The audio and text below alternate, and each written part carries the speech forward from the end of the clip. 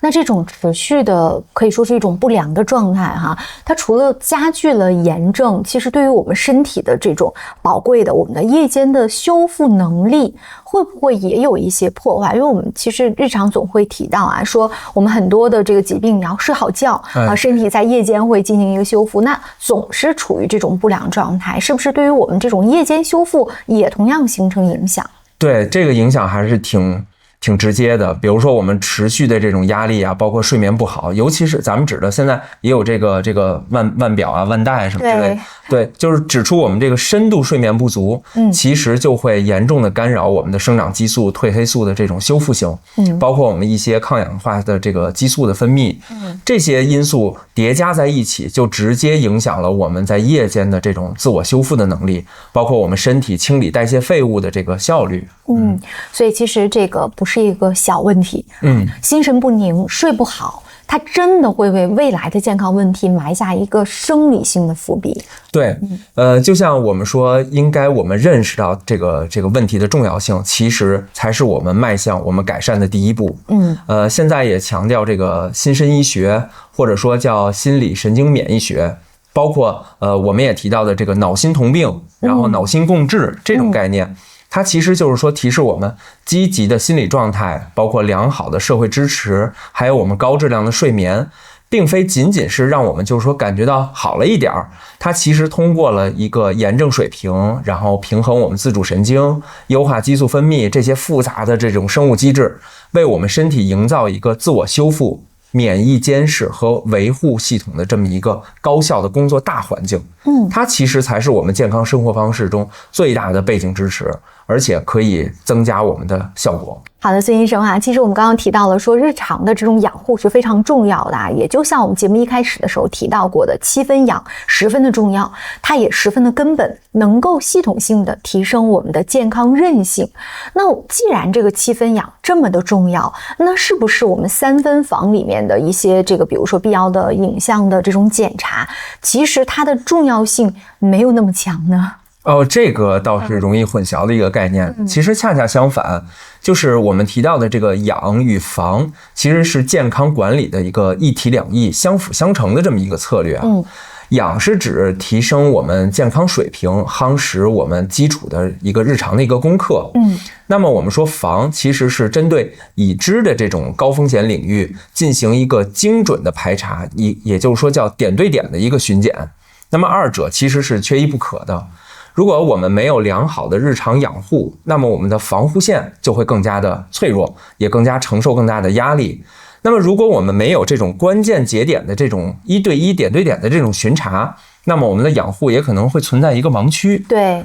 科学的守护其实是必要的这种影像的防线，能够让我们的防护啊，就是说更有方向、更安心，而且更高效。确实是这样哈。那哪些影像是我们清新养护的同时必须要去理性面对的结构性安全巡检呢？您帮我们也勾勒一个这个比较清晰的一个路线图吧。这块其实说了就是挺多这个概念性的语言啊。咱们简单的一点说啊，就是说我们把咱们自己比喻成一个精密生命的一个建筑。这样来比喻，那么我们要进行阶段性的结构安全评估，而且我们也要对我们就是说随着年龄增长啊，对高风险的部位进行一个专项的一个排查。那么我们其实影像的检查单就相当于是这个专项排查啊。基于大规模的人群数据，包括我们的流行病学的数据啊，我们也查阅一些相关的文献，我们就是想最高效的发现危害最大，而且我们可以通过早期干预就取得比较好效果的这么一个健康的一个问题。这个比喻非常非常的恰当啊，叫做建筑的评估啊，我们也就觉得很清晰了，就是这里面到底这个7分养和这个3分防是怎么一回事儿啊？那我们从最重要的承重结构开始就是您刚刚提到过了，说我们的这个骨骼系统它的这个底线的检查其实也是非常重要的。那骨骼系统它的底线检查究竟是什么？它对于我们这套精密的建筑来说，它的关键点在什么？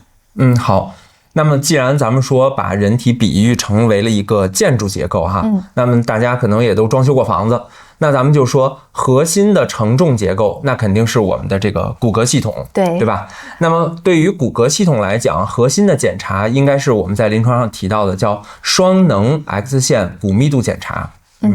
这个其实是一个国际公认的一个诊断标准，也是对于骨质疏松比较敏感的。它这个怎么能称为是底线呢？因为骨质疏松啊，它是一个比较安静的一个流行病。他们平时就是大家感受不到我有一些什么样的症状，我不可能说感觉到我这个骨质疏松了。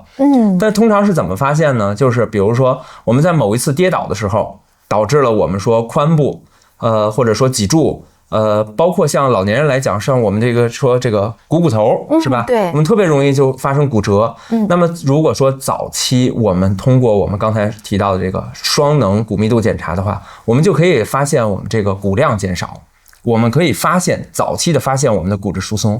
那么我们就可以通过药物或者说我们的生活方式去有效的一个干预了。干预的目的就是要预防我们的骨折的发生。那其实它也有适应的人群和间隔啊。比如说我们在临床上大多数来讲，比如说我们绝经后的女性啊，她就应该建立我们的这个基线。我们提到基线，就是说我们要查一下我们的骨密度在我们这个年龄段它应该是多少。那比如说70岁以上的男性，而且我们没有任何骨骼风险的情况下，我们也应该建议大家就是进行一个基线的一个随访，建立我们的健康的一个标准，